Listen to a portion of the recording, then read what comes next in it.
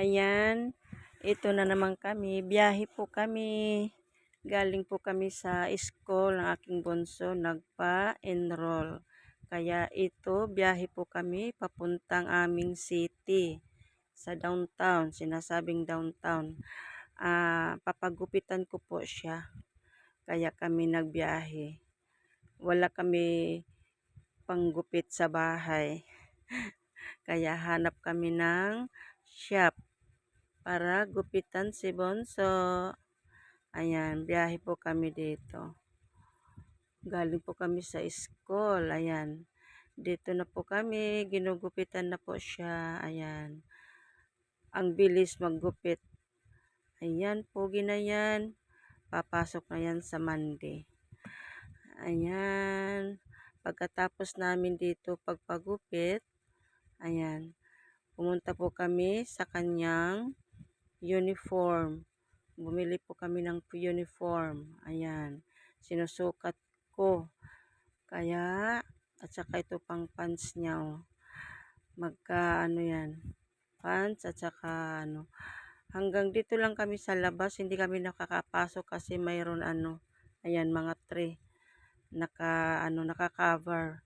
Bawal daw kami pumasok at pumili. Binibigay ko lang yung size. Ayan. Dito naman yung sando. Sinukat ko naman sa kanya. Ayan. Maraming tao dito. Sobra kasi namimili din sa para sa school. Mga anak nila. Ayan. Dito na naman tayo sa sapatos. Ayan. Nahirapan kami dito pagpili. Dahil malalaki yung iba. Yung iba naman maliliit. Buti na lang nakahanap kami. Ayan, dito na kami nakapila. Ang tagal namin dito pumila, oh. Ang daming tao, sobra. Ayan, umabot kami dito ng 3 hours. Pagkatapos namin, dito na naman kami sa Jollibee. Sobrang maraming tao na naman, nakapila din. Ayan. Dito na kami kumakain. 3:35 kami dito kumain ng hapon. Nagutom na talaga si Bunso. Ayan. Masaya. Nag-kiss kasi may Jollibee. Ayan. Kain po tayo. Ayan po aming lunch. Gutom na kami dito. Ayan. Kain po tayo.